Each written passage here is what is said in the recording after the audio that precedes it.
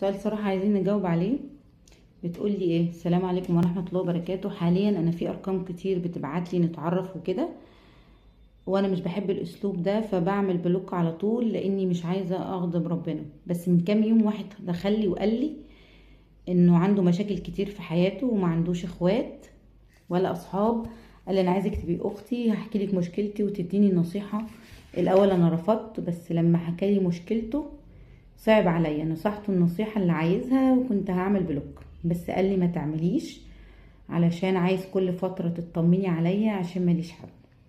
انا طبعا مش عايزة اضيع ثقة اهلي فيا، بس في نفس الوقت مش عايزة ازعله علشان جالي. انا اعمل ايه؟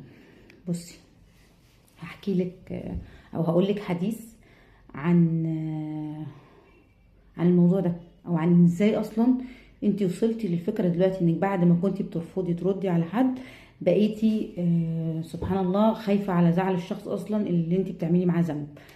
الرسول صلى الله عليه وسلم قال لنا حديث جميل قوي: ضرب الله مثلا صراطا مستقيما، صراط مستقيم كده، وعلى جانبتي الصراط، على جنب الصراط ده والصراط ده سوران، فيه هنا سور وفيه هنا سور، كل سور من دول فيه ابواب مفتحه، كل سور عليه ابواب مفتحه، والابواب دي على ايه؟ عليها ستاير. الستاير حاجه خفيفه كده مرخاه مسدله على الابواب دي. وعند الصراط من هناك واقف داعي بيقول ايه؟ سيروا على الطريق المستقيم او على الصراط المستقيم ولا تعوجوا، ما تلتفتيش هنا ولا هنا. خلاص. بعد كده يجي بعد كده داعي كمان على الصراط يقول واحد يحاول، البني ادم او الانسان يحاول طبعا من الفضول او من الفتنه اللي هيقع فيها، يحاول يفتح اي باب من الابواب دي، يشيل الستاره ويبص، فيقول له ايه؟ ويحك لا تفتحه فانك ان تفتحه تلجه.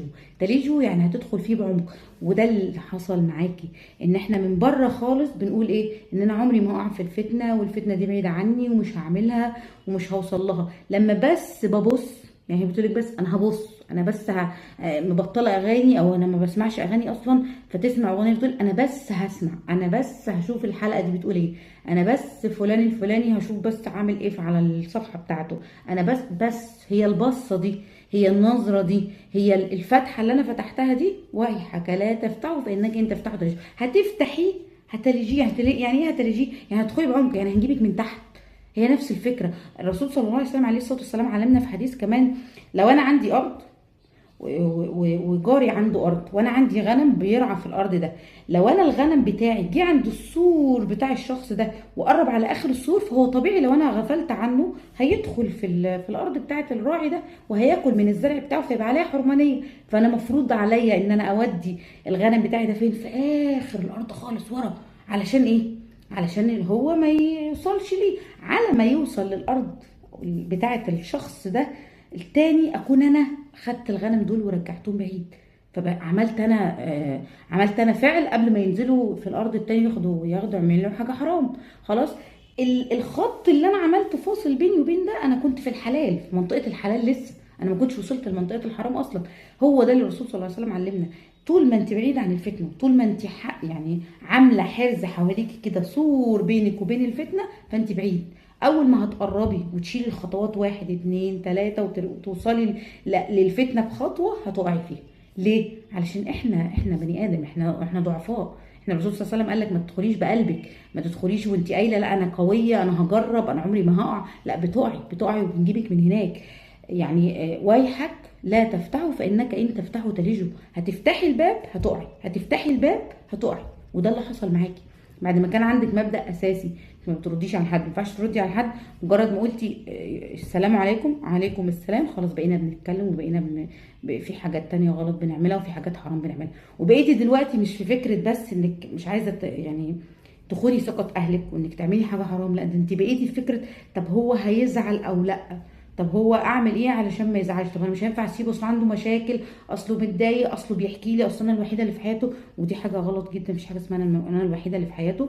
الشخص اللي بيعمل حاجه حرام سهل جدا ان هو يعمل حاجات كتير قوي حرام، لانها بتجر ورا بعضها.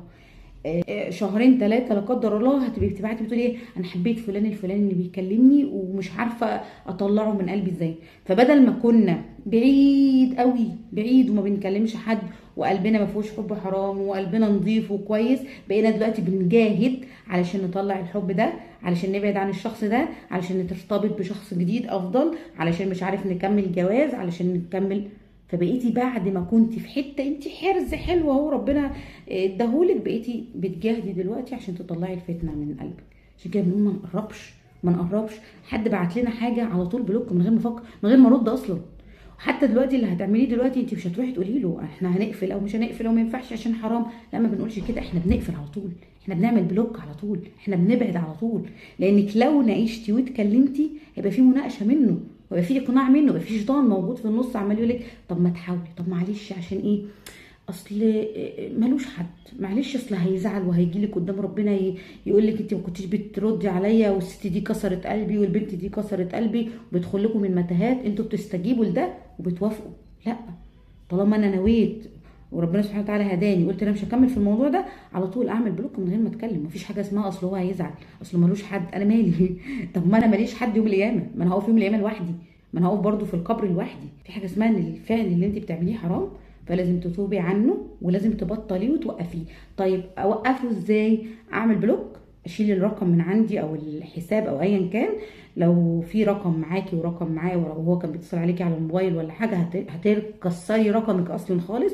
اقطعي كل الوسائل اللي تخليه يوصلك او تخليكي توصلي له في لحظه ضعف، لانك انت هنا عملتي نقطه سوداء في حياتك وفي قلبك. حتى لو ما كنتيش اتعلقتي بالشخص ده، عملتي نقطه سوداء. النقطه السوداء دي سهل ان الشيطان يجيبك بيها. فبلوك من غير مناقشه، خلي بالك، من غير مناقشه، ما بتناقش، ما بتكلمش، بعمل بيني وبين الذنب حرز وخط كبير قوي عشان ما ارجعش فيه.